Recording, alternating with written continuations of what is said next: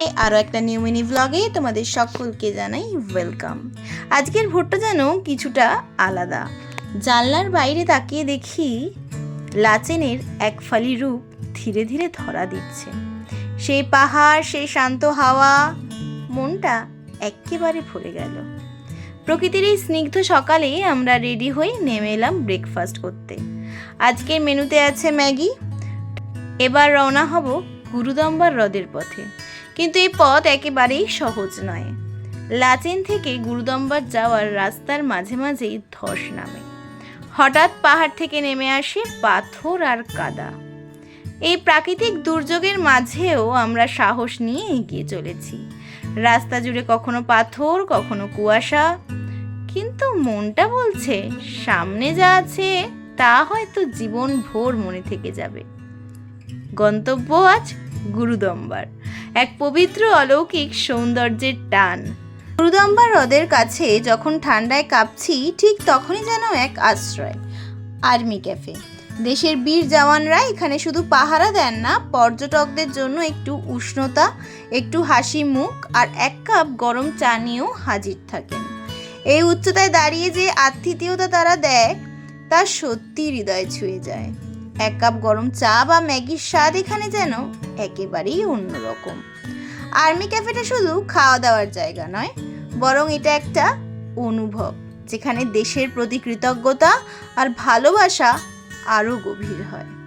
তাদের কাছ থেকে শুনতে পাওয়া যায় অজানা গল্প, সীমান্ত পাহাড়ের বাস্তবতা, অন্য এক পৃথিবীর দেখা মেলে এখানে। এখানকার খাবার শুধু পেট ভরানোর জন্য নয়, বরং একরকম মানসিক শক্তি জোগানোর উৎস। ঠান্ডা হাওয়ার গরম গরম চা কিংবা স্যুপ, মনে হয় শরীরের সঙ্গে মনও গরম হয়ে উঠেছে।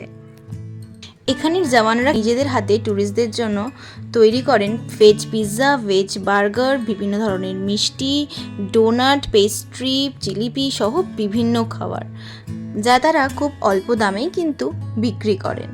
আর না বললেই নয়, খাবারের স্বাদও ছিল ভীষণ ভালো। এবার আমাদের যাওয়ার পালা গুরুদম্বার লেক। গুরুদম্বার যাওয়ার আগে তোমরাও একবার এই ক্যাফেটা থেকে ঘুরে যেও। 17,800 ফুট উচ্চতায় অবস্থিত গুরুদম্বার হ্রদ প্রকৃতির এক অপূর্ব সৃষ্টি, যেন স্বর্গ নেমে এসেছে পৃথিবীতে। নীল জলরাশি আর চারিদিকে বরফে ঢাকা পর্বতশৃঙ্গ। গুরুদম্বার হ্রদ তোমাদেরকে এক মুহূর্তে নিস্তব্ধ করে দেবে। এখানে পৌঁছানোটা যেমন কষ্টসাধ্য, ঠিক তেমনই এই দৃশ্য চোখে পড়লেই সব কষ্ট মুছে যাবে। বৌদ্ধ ধর্মাবলম্বীদের কাছে এই হ্রদ পবিত্র, আর ভ্রমণ প্রেমীদের কাছে এক আজীবনের অভিজ্ঞতা। গুরুদম্বার হ্রদের জল শীতকালের কঠিন ঠান্ডাতেও আংশিক বরফে পরিণত হয় না, যার পেছনে লুকিয়ে আছে একটা পৌরাণিক কাহিনী। তীব্র হাওয়ার কারণে বেশিক্ষণ আর দাঁড়ানো গেল না। চলো এই পৌরাণিক কাহিনীটা তোমাদের সাথে যেতে যেতে শেয়ার করি। এই হিমশীতল সৌন্দর্যের মাঝে লুকিয়ে আছে এক আধ্যাত্মিক কাহিনী। স্থানীয়রা বলেন বহু বছর আগে গুরু পদ্মসম্ভব এখানে এসেছিলেন। শীতকালীন তুষার ঢেকে দিত চারিদিক, বরফে জমে যেত এই হ্রদ। মানুষেরা জলের অভাবে কষ্ট পেতেন। তখন গুরু পদ্মসম্ভব তার অলৌকিক শক্তি দিয়ে হ্রদের এক কোণে স্পর্শ করেন, আর আজও সেই জায়গাটা কখনো বরফে জমে না। তাই এই হ্রদের নাম গুরুদম্বার, গুরুর আশীর্বাদে পবিত্র এক স্থান। এমনকি কড়া শীতেও কিন্তু হ্রদের এই অংশে বরফ জমে না। কিছু কারণবশত কালাপাত্থারের প্ল্যানিংটা চেঞ্জ হলো, আজ আর কালাপাত্থার যাওয়া হচ্ছে না। তাই এখন আমরা ফিরে যাচ্ছি লাচেনের হোটেলে। তবে জানো তো, লাচেন এক শান্ত ছোট্ট পাহাড়ি গ্রাম, যেখান থেকে শুরু হয় প্রকৃতির সাথে এক নতুন বন্ধুত্ব। তুষারে ঢাকা পাহাড়, নির্মল হাওয়া আর নির্জনতার মাঝে লুকিয়ে আছে লাচেনের সৌন্দর্য। উত্তর সিকিমের এই ছোট্ট স্বর্গে এসে মনে হয় সময় যেন একটু ধীর হয়ে গেছে। এখানে প্রতিটি সকাল শুরু হয় মেঘে ঢাকা পাহাড়ের কোলে সূর্য ওঠার অপার্থিব দৃশ্য দিয়ে। লাচেন শুধু একটা জায়গা নয়, এটা একটা ভালো লাগা। দেখতে দেখতে চলে এলাম লাচেনের হোটেলে।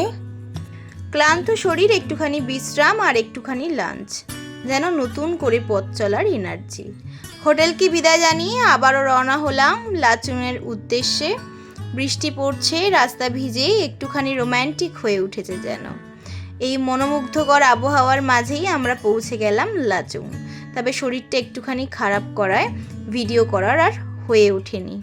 বৃষ্টির রিমঝিমে শুরু হলো সন্ধ্যা। আরও আমরা ঠিক করলাম আজকের রাতটা এখানেই থাকবো, কাল ঘুরে দেখব লাচুংয়ের প্রকৃতিকে। চলো এবার ডিনার সেরে নেওয়া যাক। আর আজকের ভিডিওটা আমি এখানেই শেষ করে দিলাম। যদি তোমাদের এই ভিডিওটা ভালো লেগে থাকে অবশ্যই একটা লাইক করে দিও। টাটা।